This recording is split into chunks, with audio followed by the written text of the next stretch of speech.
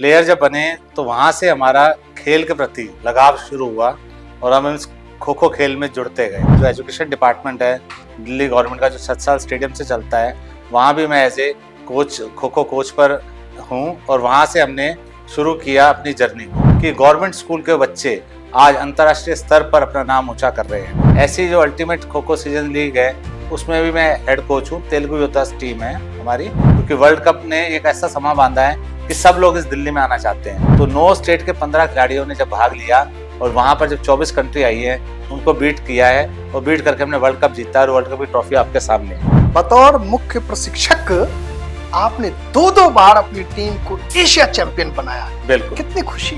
पूरे सेक्टर 37 जहाँ पर वो रहते हैं वहीं गेस्ट हाउस में वो प्लेयर्स ठहरे, वहीं पे उनकी प्रैक्टिस हुई, वहीं सारे सेशन हुए मॉर्निंग इवनिंग। वहां से वो टीम तैयार हुई और उसने इंदौर में पार्टिसिपेट किया और वहां गोल्ड मेडल जिताया। उस एशियन चैंपियनशिप के 2 खिलाड़ी मेरे अर्जुन अवार्ड ले चुके हैं। सारिका काले जिन्होंने अर्जुन अवार्ड लिया और नसरीन शेख, दोनों ने लिया। एशियन चैंपियनशिप और वर्ल्ड कप में एक इकलौता खिलाड़ी वो है जो वो खेली है और एक मैं कह सकता हूँ कि मैं चीफ कोच रहा हूँ। कौन सा खिलाड़ी किस मैच में किस आक्रामक मूड में होगा, बिल्कुल कैसे चयन करते हैं इसे? तो हम देखते हैं कि हमारा अटैक कमजोर हो रहा था, उन खिलाड़ी को लाते हैं। हम उसमें ये नहीं देखते कि कौन सीनियर खिलाड़ी है या कौन जूनियर है या कौन बिगनर है। हमारा पर्पस क्या रहता है कि हमारी एयरपोर्ट की टीम जीतनी चाहिए या हमारी जो टीम है वो बेस्ट परफॉर्म करे। खो खो से जुड़े हुए प्रत्येक खिलाड़ी का एक सपना होता है कि देश के लिए खेले, बिल्कुल। और आप मुख्य कोच हैं। उन खिलाड़ियों का चयन अलग अलग राज्यों से जो होता है उसमें कितना कठिन होता होगा उन खिलाड़ियों को चयनित करना? हमें भी कई बार दुख होता है कि कई खिलाड़ी सोचते हैं कि हमारे को सर ने मौका नहीं दिया हो, लेकिन हमें बेस्ट टीम चाहिए होती। कभी भी 15 खिलाड़ी की टीम में 15 अटैकर नहीं हो सकते, ना 15 डिफेंडर, ना 15 ऑलराउंडर। तो हमें मिक्स टीम लेनी होती है, तो हम उस हिसाब से चयन करते हैं। ओलंपिक में पार्टिसिपेट नहीं चाहिए, हम ओलंपिक में मेडल चाहिए, और मेडल नहीं चाहिए, गोल्ड मेडल चाहिए। नमस्कार, स्वागत है आपका लोकतंत्र के बुनियाद में। मैं अपने शो के तहत प्रत्येक कार्यक्षेत्र के सिद्धस्त महानुभावों से मिलता हूं और उनके द्वारा किसी भी कार्य क्षेत्र में दिए जा रहे अमूल्य योगदान को लेकर के बड़ी बारीकी से चर्चा करता हूं। आज ऐसे ही महानुभाव सुमित भाटिया जी, जिन्होंने महिला खो खो टीम को बुलंदियों पे पहुंचा दिया, उनके मुख्य कोच जिन्होंने चैंपियन बना दिया, आज हमारे समक्ष मौजूद है। मैं इनसे ये जानने की कोशिश करूंगा कि आखिरकार आपकी उन कलात्मक गुणों ने किस प्रकार से टीम को फर्श से अर्श पे पहुंचा दिया। नमस्कार सर, स्वागत है आपका लोकतंत्र के बुनियाद में। सर, सबसे पहले अपने अनुभव को हमारे दर्शकों से साझा करें कि कैसे आप इस क्षेत्र में आए। बिल्कुल भाई, सबसे पहले तो हम जब स्कूल लेवल पे थे एज ए प्लेयर थे। प्लेयर जब बने तो वहाँ से हमारा खेल के प्रति लगाव शुरू हुआ और हम इस खो खो खेल में जुड़ते गए। और जब हमने खिलाड़ी के बाद देखा कि हम किस तरीके से इस खेल को आगे बढ़ा सकते हैं, तो फिर एजुकेशन क्वालिफिकेशन आई। तो फिर हमने जो BSc in physical education Delhi से करी, उससे हमें एक रूपरेखा मिली कि हमें कोचिंग में जाना चाहिए या हमें इस खेल को आगे कैसे ले जाना है।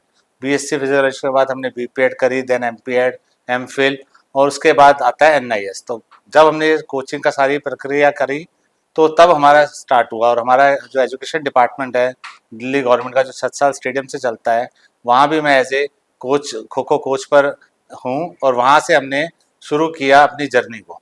वो सफ़र पहला सफ़र था जब हमें छोटे बच्चे मिलने स्टार्ट हुए। और अभी मेरे पास बदरपुर खो खो सेंटर है जो कि दिल्ली सरकार के द्वारा चलाया जाता है, और उसमें हम छोटे बच्चों से प्रक्रिया शुरू कर रहे हैं। और आपको बताते हुए मुझे बड़ी खुशी होगी कि गवर्नमेंट स्कूल के बच्चे आज अंतर्राष्ट्रीय स्तर पर अपना नाम ऊंचा कर रहे हैं। उनमें कई ऐसे खिलाड़ी हैं जिन्होंने बुलंदियों को छुआ है। South Asian game, Asian championship, world cup जो सबसे बड़ा हमारा चाम रहा है, उसमें अल्टीमेट खो खो लीग, इन सब में उनका एक हमारे साथ सहयोग रहा है। और हमारे ग्राउंड से ही कम से कम 10 से 15 अंतर्राष्ट्रीय खिलाड़ी निकल चुके हैं। और उस ग्राउंड पर हमने 5 खो खो के ग्राउंड बनाए हैं। वो दिल्ली में एक अद्भुत नज़ारा है। 3 वहाँ पर मैट के ग्राउंड हैं और 2 मड के हैं, तो 5 ग्राउंड के ऊपर हमारे वो चलता है। लेकिन प्रक्रिया वहाँ से शुरू हुई जब वहाँ पर छोटे बच्चे आते हैं। 6ठी क्लास के बच्चे को कुछ नहीं पता होगा 6th स्टैंडर्ड के हमें किस तरफ जाना है, तो हम उनकी जब स्पीड, एजिलिटी, स्टेमिना सब चेक करते हैं तब उन्हें डालते हैं कि भाई इनको किस में ले। अगर ये खो खो में आ रहे हैं तो ये अटैकर में हमारे लिए अच्छे रहेंगे या डिफेंडर या ऑलराउंडर, क्योंकि ऑलराउंडर की भूमिका बढ़ चुकी है। अब जो नया खो खो आ चुका है, नया खेल आ चुका है, नई रूपरेखा चेंज हो चुकी है, तो उसमें जो ऑलराउंडर है उसको दोनों चीज परफॉर्म करनी पड़ेगी, क्योंकि अब जो हमारे 9 खिलाड़ी हैं सबको डिफेंस करना पड़ता है। अभी जो हमारे जनरल सेक्रेटरी जो रह चुके हैं श्री एम एस त्यागी जी, उन्होंने कुछ रूपरेखा चेंज करी, तो उसमें सभी खिलाड़ियों को खेलने का मौका मिल रहा है। तो जो 9 खिलाड़ी होते हैं टीम में, सबको रनिंग करनी है और अटैकिंग पे भी आना है, तो ऑलराउंडर की भूमिका बढ़ चुकी है। ऐसी जो ultimate kho kho season league है उसमें भी मैं हेड कोच हूँ, तेलुगु योद्धास टीम है हमारी, उसका मैं हेड कोच हूँ। तो वहां पर 12 खिलाड़ियों को भागना पड़ता है, मतलब 12 खिलाड़ियों को मौका मिलेगा, तो उसमें भी ऑलराउंडर चाहिए।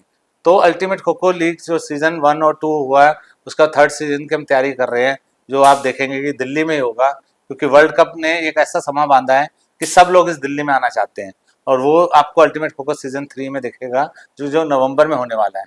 तो हमारे खिलाड़ी ग्राउंड से वहां से निकल रहे हैं, दिल्ली से निकल रहे हैं, भारत से निकल रहे हैं। और मैं एशियन चैंपियनशिप की बात करूं तो मेरे पास सभी प्रांतों के खिलाड़ी आते हैं, और उनको एकजुट रखना ये सबसे बड़ा वो रहता है चैलेंज, क्योंकि अगर वो एकजुट रहेंगे तो अच्छी परफॉर्मेंस देंगे। तो उनमें हम वो स्पोर्ट्समैनशिप की भावना भरते हैं, हम स्टेट्स को नहीं देखते, हम देखते हैं कि आपको इंडिया रिप्रेजेंट करनी है। तो एशियन हुआ, और अब वर्ल्ड कप जो हाल ही में हुआ है 13 जनवरी से 19 जनवरी, तो वहां पर हमारे पास जो खिलाड़ी थे, अगर 15 खिलाड़ी थे तो उसमें हमने 9 स्टेट्स कवर किए हैं। तो 9 स्टेट के 15 खिलाड़ियों ने जब भाग लिया, और वहां पर जब 24 कंट्री आई है उनको बीट किया है, और बीट करके हमने वर्ल्ड कप जीता, और वर्ल्ड कप की ट्रॉफी आपके सामने है। तो ये ट्रॉफी हमने जीती, और ये मेरे लिए एज ए चीफ कोच सौभाग्य की बात है कि जो मुझे इतने अच्छे खिलाड़ी मिले हैं, जो कि मेरी जो जो मैं चाहता हूँ, जो मेरी सोच है वो पूरा करते हैं और देश का नाम रोशन करते हैं। बतौर मुख्य प्रशिक्षक आपने 2-2 बार अपनी टीम को एशिया चैंपियन बनाया, बिल्कुल कितनी खुशी। बिल्कुल। जब 3rd Asian kho kho championship हुई, उस टाइम फर्स्ट टाइम वुमेन की टीम को बनाया गया, क्योंकि 3rd तो चैंपियनशिप हो रही थी लेकिन वो मेन सेक्शन की हो रही थी। फर्स्ट एशियन चैंपियनशिप और सेकंड जो एशियन चैंपियनशिप हुई वो दोनों मैन की थी। तो 3rd एशियन चैंपियनशिप में मैन एंड वुमेन दोनों ने पार्टिसिपेट किया। तो उस टाइम पे हमारे लिए ना संघर्ष बहुत ज्यादा था, क्योंकि मैं जो रहता हूँ, मैं फरीदाबाद में है मेरा निवास, तो वहां पर हमने सबसे पहले इसकी पहल हमने उठाई, और फरीदाबाद में एक डीएवी स्कूल सेक्टर 37 फरीदाबाद है, उनकी जो प्रिंसिपल है नीलम गांधी मैडम, उनसे हमने रिक्वेस्ट करी। तो आपको बिलीव नहीं होगा, वो एशियन कैंप उस स्कूल में लगाया गया, और उस पूरे सेक्टर 37 जहाँ पर वो रहते हैं वहीं गेस्ट हाउस में वो प्लेयर्स ठहरे, वहीं पे उनकी प्रैक्टिस हुई, वहीं सारे सेशन हुए मॉर्निंग इवनिंग। वहां से वो टीम तैयार हुई और उसने इंदौर में पार्टिसिपेट किया और वहां गोल्ड मेडल जिताया। तो वहां पर जब खिलाड़ी आए फर्स्ट टाइम, क्योंकि फर्स्ट टाइम हो रहा था, और सबसे पहले मैं कहना चाहूंगा जो खेल की रूपरेखा 2017 के बाद बहुत ज़्यादा चमक गया हमारा खेल, लेकिन उससे पहले अगर हम देखें तो हमारे पास खिलाड़ियों देने के लिए जो चीज़ों के जो होता था, हमें बहुत चीज़ों का ध्यान रखना पड़ता था। तो इवन कैंप जो लग रहे हैं उसमें भी हमें देखना है उनको क्या डाइट मिलेगी, किस तरह से होगा। तो हमने डीएवी सेक्टर 37 में जब वो कैंप लगाया, तो हमने वो देखा कि हम प्लेयर्स को डाइट भी दे रहे हैं, प्लेयर्स को हर अच्छा इन्वायरमेंट दे रहे हैं, लेकिन वो प्रेशर में है। तो हमने वहाँ पर एक पूरा होम थिएटर सिस्टम है, वहाँ पर हमने डेली एक फिल्म का किया कि आपको आना है, फिल्म देखनी है, मोटिवेशनल फिल्म्स हैं या आपकी स्पीच रहेंगी, तो उस तरह से उनका हमने माइंड मेकअप किया। फिर वो प्रेस में मीडिया में कैसे जाएंगे, उस टाइम पे जो खिलाड़ी थे हमारे पास डाउन टू अर्थ थे, उन्होंने कभी प्रेस और मीडिया को फेस ही नहीं किया था, क्योंकि एशियन चैंपियनशिप फर्स्ट टाइम हो रहा था। तो हमने प्रेस और उसके लिए इंटरेक्शन के वो बनाए, सेशंस हुए, उसमें उन्हें तैयार किया। तो वहां के जो खिलाड़ी है मैं कह सकता हूँ कि उन्होंने अर्जुन अवार्ड भी लिए हैं। उस एशियन चैंपियनशिप के 2 खिलाड़ी मेरे अर्जुन अवार्ड ले चुके हैं, सारिका काले जिन्होंने अर्जुन अवार्ड लिया, और नसरीन शेख, दोनों ने लिया। और नसरीन शेख तो वर्ल्ड कप में भी हिस्सा थी। तो मैं ये कह सकता हूँ कि जो एशियन चैंपियनशिप और वर्ल्ड कप में एक इकलौता खिलाड़ी वो है जो वो खेली है, और एक मैं कह सकता हूँ कि मैं चीफ कोच रहा हूँ। तो वहां से हमारा सिलसिला चालू हुआ और खिलाड़ियों को हम करते गए, और आज नतीजा आप देख ही रहे हैं कि वर्ल्ड कप में आ चुके हैं, इंटरनेशनल टेस्ट सीरीज में आ रहे हैं, और अभी हाल ही में हम जो नेक्स्ट ईयर में करेंगे कॉमनवेल्थ चैंपियनशिप, उसकी तैयारी बड़े जोर शोर से चल रही है। तो खिलाड़ियों को एक प्लेटफॉर्म मिल चुका है कि आपको अंतर्राष्ट्रीय स्तर पर कैसे अपने देश का नाम रोशन करना। सर, बतौर प्रशिक्षक बड़ा कठिन होता होगा कि कौन सा खिलाड़ी किस मैच में किस आक्रामक मूड में होगा, बिल्कुल, कैसे चयन करते हैं सब। देखिए जब मैच चलता है, मैच टेम्परामेंट में कोच कुछ भी नहीं कह सकता, क्योंकि जो प्लेयर के अंदर वो चल रहा है उसको हमें रीड करना पड़ता है। कई बार आप देखेंगे प्लेयर बाहर खड़ा ना कहाँ पर होगा, हम उनसे वैसे ही पूछते हैं, मुझे मैं कहता तुम फर्स्ट बैच में जाओगे, तो कई खिलाड़ी कहेंगे हाँ हम जाएंगे, और कई पीछे भी हो जाते हैं। तो हमें वहीं से उन्हें रीड करना पड़ता है कि वो किस उस पर प्लेटफॉर्म पर हैं, या उनका क्या वो रहेगा जिससे हमें इस टीम को एडवांटेज मिले। तो अभी हाल ही में मैं एयरपोर्ट अथॉरिटी में भी एज ए चीफ कोच हूँ, तो अभी उड़ीसा में हमारा सीनियर नेशनल हुआ है, तो वहाँ हमने देखा कि हमारे पास यंग बैच ज़्यादा था और हमारा होस्ट टीम से ही मैच था। तो कुछ खिलाड़ियों में डर था और कुछ में ऐसा था कि हमें आगे जाना है, फर्स्ट टाइम हम कुछ करके दिखाएंगे तो हम एयरपोर्ट की टीम में रहेंगे। तो वहाँ पर हमें चयन करना पड़ता है और वहाँ हम रीशफल भी करते हैं, क्योंकि हमारे पास सब्स्टिट्यूट का मौका होता है, बैचेस को रीशफल करने का मौका होता है, क्योंकि जो प्लेयर्स ने डिफेंस कर लिया उसके बाद वो नेक्स्ट में हम उन्हें चेंजेस कर सकते हैं। तो हम देखते हैं कि हमारा अटैक कमजोर हो रहा था, हम उन खिलाड़ी को लाते हैं। हम उसमें ये नहीं देखते कि कौन सीनियर खिलाड़ी है या कौन जूनियर है, जो कौन बिगनर है। हमारा पर्पस क्या रहता है कि हमारी एयरपोर्ट की टीम जीतनी चाहिए या हमारी जो टीम है वो बेस्ट परफॉर्म करे। तो वहाँ हमें करना पड़ता है, कई स्ट्रॉन्ग स्टेप भी उठाने पड़ते हैं, कई खिलाड़ी इसमें नाराज भी होते हैं क्योंकि सबको लगता है मैम सीनियर है हमें परफॉर्म मिले, लेकिन हमने देखा यंगस्टर अब ज़्यादा परफॉर्म कर रहे हैं, क्योंकि जो फॉर्मेट है वो छोटा हो गया। पहले 8 स्क्वायर थे जिसमें लोग खिलाड़ी बैठते थे, एक पकड़ता 9 खिलाड़ी, अब वो 6 का हो गया। तो मैंने देखा यंग खिलाड़ी का परफॉर्मेंस बहुत अच्छी आ रही है, तो हम उसे चेंजेस करते हैं और इस चेंजेस का ही रिजल्ट आता है कि ये परफॉर्मेंस अच्छी मिल रही है। वही वर्ल्ड कप में हो रहा है, वही लीग में हो रहा है। तो हमें ये देखना पड़ेगा कि हमें खिलाड़ी की उस दशा को देखना है कि उस टाइम पे वो क्या परफॉर्म करेगा, और खिलाड़ी मैच के अनुसार ही परफॉर्म करता है। कई बार होता है महाराष्ट्र के खिलाफ फ्लॉप हो जाता है, कई बार होता है दूसरी टीम के खिलाफ वो अप हो जाता है। तो अपग्रेड देखना पड़ता है, कौन कहाँ डरता है, किसको उनकी क्लिपिंग दिखानी है, कब उन्हें दिखाना है या कब उन्हें यूज करना है। कई स्किल्स हमें दबा के रखनी पड़ती हैं। मान लीजिए पोल डाइव या डाइव हमारी स्ट्रेंथ है, तो हम वो फाइनल स्टेज पे लाते हैं ताकि दूसरी टीम्स को हमारी स्ट्रांगनेस ना पता चले। कई हमारी वीकनेस है, हमें पता है कि हमारा प्लेयर यहाँ से कटता है तो आउट हो सकता है, तो उसके लिए हम दूसरे प्लेयर को कहते हैं आप अवॉइड करके चलो। तो ये चीज़ें करनी पड़ती हैं, लेकिन ये सिचुएशन टू सिचुएशन होती है, मैच टू मैच होती है। सर, खो खो एक बहुत ही पुराना खेल है भारत का, बिल्कुल मृत प्राय हो गया था, लेकिन आप लोगों ने जिस संजीदगी के साथ इसको जीवित किया है और आज खो खो एक मुकाम पे है। खो खो से जुड़े हुए प्रत्येक खिलाड़ी का एक सपना होता है कि देश के लिए खेले, और आप मुख्य कोच हैं। उन खिलाड़ियों का चयन अलग अलग राज्यों से जो होता है उसमें कितना कठिन होता होगा उन खिलाड़ियों को चयनित करना। इसमें बहुत हमें भी कई बार दुख होता है कि कई खिलाड़ी सोचते हैं कि हमारे को सर ने मौका नहीं दिया हो, लेकिन हमें बेस्ट टीम चाहिए होती है। अभी जो हमारा कैंप लगा वर्ल्ड कप का दिसंबर में, वो पूरे 1 महीने का कैंप लगा। उस 1 महीने में हमने अटैकर्स को भी चेक किया, डिफेंडर भी, ऑलराउंडर भी, प्लस हमारे को ये भी देखना था कि कौन खिलाड़ी उस टाइम पर परफॉर्म करेगा। और सबसे बड़ा हमारे चैलेंज था वजीर, कि हमें वजीर भी चाहिए, क्योंकि पहले क्या होता था हम नेशनल में 2-3 चीज़ों को देखते थे, अब वजीर का रोल सबसे ज़्यादा है क्योंकि वो मैच को कभी भी पलट सकता है। तो हमें वजीर भी देखने थे, तो हमने शुरू में ही सब प्लेयर से उनके परफॉर्मेंस का पूछा, क्योंकि हम किसी पे कोई चीज़ ला दे या हम उसे कहेंगे आपको ये करना है, इससे अच्छा हम पहले उनसे पता करें कि आपको क्या लगता है इस वर्ल्ड कप में अगर आप टीम में आते हो तो आप कहाँ पर स्टैंड करोगे। तो पहले हमने उनसे वो चीज़ें ली, फिर हमने उस पर काम किया, उसी वजह से हमें टीमें बेस्ट मिली। फिर खिलाड़ी को कहने का मौका नहीं मिलता, खिलाड़ी को दिख जाता है अगर मैं एज ए अटैकर जा रहा हूँ तो एक जो टीम बनती है, कभी भी 15 खिलाड़ी की टीम में 15 अटैकर नहीं हो सकते, ना 15 डिफेंडर, ना 15 ऑलराउंडर। तो हमें मिक्स टीम लेनी होती है, तो हम उस हिसाब से चयन करते हैं।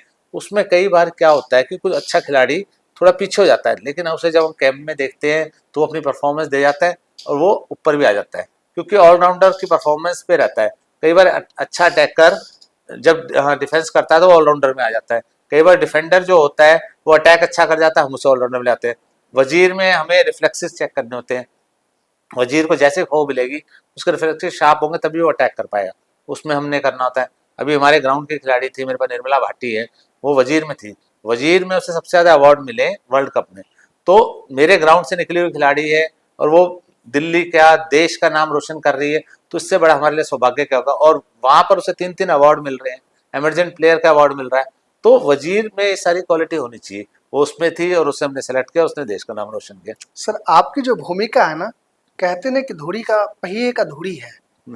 आप जिस रोल में हैं आपको मैनेजमेंट को भी देखना है और उन खिलाड़ियों को भी देखना है। बिल्कुल। कई बार मैनेजमेंट चाहता है कि हमारे पास ऐसी टीम हो, लेकिन उनको पूरी जानकारी नहीं होती है, तो आप उन लोगों को कैसे मैसेज देते हैं कि ये टीम हमारे पास स्ट्रांग है जो हमारे लिए, देश के लिए खेल सकते हैं? देखो, जो मैनेजमेंट है वो पूरे इंडिया को लेके चलती है। उनके लिए एक मेन टास्क होता है कि भाई देखो, सारे इंडिया के खिलाड़ी हैं, उनमें से जो टीम बने उसमें कुछ स्टेट, क्योंकि मैनेजमेंट जो है, जो हमारे ऑफिस बेरर हैं, उनको भाई फेडरेशन चलानी है, तो उनका एक सोच एक अलग दायरा है। उनके लिए होता है कि भाई कल को ये स्टेट हमसे नाराज ना हो जाए, या ये तो हमें हर को कंसिडर करना है और फिर इस गेम को भी आगे ले जाना है। हमारा जो मोटो जो होता है कि भाई हमें मेडल देना है, देना वो मैनेजमेंट को ही है और देना उन खिलाड़ियों के थ्रू ही है। तो हम उसमें कई बार स्ट्रांगली अपना परफॉर्मेंस देते भी है और हम उनसे कहते हैं, अगर वो कह रहे हैं जी नहीं, कई बार हमारे में बनता है कि भाई इस के पोजीशन है, मान लो कि महाराष्ट्र के इतने हैं, रेलवे है, दूसरे स्टेट्स हैं, उस हिसाब से आपको करना है। तो हम कहते हैं नहीं, अगर हम उनके कोटा सिस्टम करेंगे तो होता है हमारे नीचे खिलाड़ी जो अच्छे हैं वो रह जाएं। कई बार क्या होता है, कोई स्टेट का खिलाड़ी अच्छा होता है लेकिन वो स्टेट पूरी परफॉर्म नहीं कर पाती, तो उसकी परफॉर्मेंस की वजह से वो नहीं रहना चाहिए। आपको मैं एग्जांपल देता हूँ, सचिन भार्गव है एक, उसका नाम मतलब चिंगारी बड़ा हुआ है, वो इतना अच्छा है कि मतलब लोग उसे चिंगारी के नाम से जानते हैं, लेकिन वो एमपी के स्टेट से आता था लेकिन वो परफॉर्म नहीं कर पाता था। लेकिन हमने उसका चयन किया, वो एशियन में भी रहा, वर्ल्ड कप में भी रहा, लेकिन उसको मिला कहाँ से चयन? उसको मिला अल्टीमेट खो खो लीग से। फर्स्ट सीजन में उसने अपने को ऐसा परफॉर्म करके दिखाया कि बेस्ट स्काई डाइवर वो बन गया। उससे अच्छी स्काई डाइव नहीं थी। नहीं तो आप किसी भी गेम को उठा लो, 5-5 मीटर की हवा में डाइव जा रही है, वो उसने करी। उसके बाद सेकंड सीजन में हवा में वो जो डाइव मार रहा है, उस हवा की डाइव में वो 2-2 स्कोर ले रहा है, तो वो हजारों लाखों में एक होता है। तो वो चीज उसने करी। उसका उसका एशियन में भी हुआ, वर्ल्ड कप में भी हुआ। तो कई खिलाड़ी ऐसे होते हैं कि हमें उनके लिए स्टेप उठाना पड़ता है, मैनेजमेंट को समझाना पड़ता है, और मैनेजमेंट समझती भी है। हमने ये देखा है, देखो सुधांशु मित्तल जी हैं जो 2 बार प्रधान रह चुके, अब दोबारा बने हैं। MS त्यागी जी हैं जो 2 बार प्रधान रह चुके हैं, वो खिलाड़ी भी रह चुके हैं। और अब श्री उपकार सिंह विर्क जी आए हैं, वो अंतर्राष्ट्रीय खिलाड़ी रहे हैं और वो सारी मैनेजमेंट को समझते हैं, इतने साल से जॉइंट सेक्रेटरी हैं। तो मैं ये जानता हूँ कि मैनेजमेंट को समझाने वाला होना चाहिए, क्योंकि उनका भी मोटिव गोल्ड है और हमारा भी मोटिव ही है, लेकिन उन्हें थोड़ा देखना पड़ता है और स्टेट को ब्लेस करना है। लेकिन हम जब उन्हें समझाते हैं तो कई बार हमारी बात मानते हैं और कई बार हमें उन्हें मनाना पड़ता है, तो इस दोनों चीज रहती है। सर, खो खो मिट्टी से मैट तक के सफर पे आ गई। बिल्कुल। आने वाले समय में बड़ी बड़ी प्रतियोगिताएं होनी है, ओलंपिक में भी शामिल करने की बात चल रही है, वर्ल्ड चैंपियनशिप है, अगला वर्ल्ड कप भी होगा, बिल्कुल। बहुत सारे खेल हैं। अब उन खेलों के लिए उन खिलाड़ियों को आप कैसे तैयार कर रहे हैं? क्योंकि अल्टीमेट खो खो जो चमकता हुआ सितारा की तरह आजकल चर्चाओं में है, उसमें आप तेलुगु योद्धा के मुख्य कोच भी हैं। बिल्कुल। तो कैसे ये सब तैयारी चल रही है? देखो, मिट्टी से मैट का सफर सबको पता है और 14 साल ही हुए सफर को तय किए हुए। जब झारखंड में नेशनल गेम्स हुआ था रांची में, वहां पर सबसे पहले खो खो के मैट इंट्रोड्यूस हुए थे। उसके बाद उसमें चेंजेस होते गए। जब 2017 में श्री MS त्यागी जी और सुधांशु मित्तल जी आए, उन्होंने चेंजेस किए, वो चेंजेस धीरे धीरे होते रहे। इस वर्ल्ड कप में और चेंजेस किए गए। तो हम ये कह सकते हैं कि मिट्टी से मैट तक तो हम आ चुके थे, लेकिन उसमें मैट पे भी हमें इंजरी देखनी है, खिलाड़ी इंजर्ड नहीं होना चाहिए, किस तरह का रहना चाहिए। इवन सीनियर नेशनल में हमने अलग मैट लगा के देखे, हमने हर चीज को एक्सपेरिमेंट किया।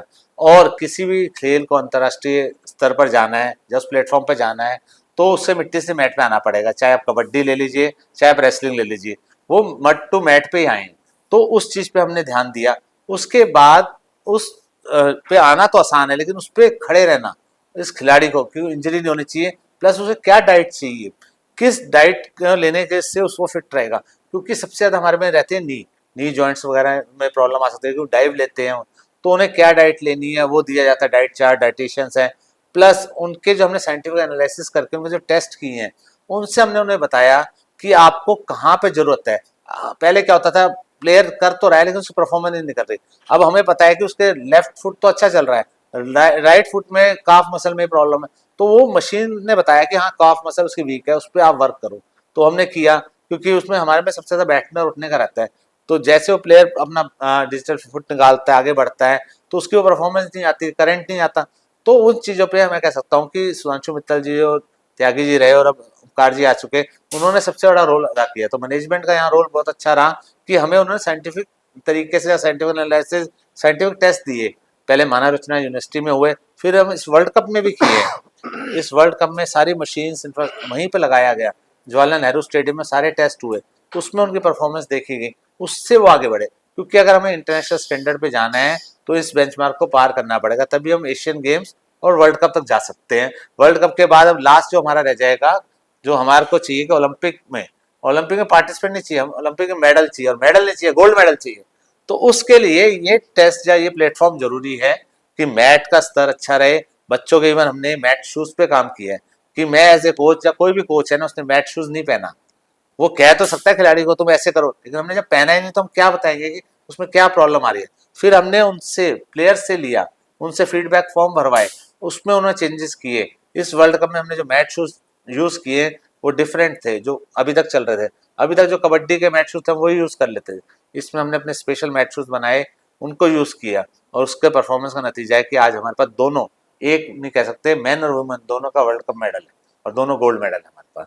तो ये चीजें चेंजेस करेंगे तभी हम ओलंपिक तक जा पाएंगे और इंडिया को गोल्ड मेडल दिला पाएंगे। बहुत अच्छी जानकारी दी सर आपने, क्योंकि हीरे की परख जौहरी को ही पता होता है कि उनके खिलाड़ी कहां, कब और किस परिस्थिति में अपने देश के लिए खेल सकते हैं। आदरणीय सुमित भाटिया जी ने बड़ी बारीकी से, क्योंकि कोच खिलाड़ियों की प्रत्येक चीजों से वाकिफ होते हैं और कोच ही वो कड़ी है जो कौन खिलाड़ी हमारे लिए सार्थक है, कौन खिलाड़ी में स्पीड है, क्योंकि खो खो स्पीड, स्टेमिना और बहुत फुर्तीला खेल है और कोच भली भांति समझते हैं।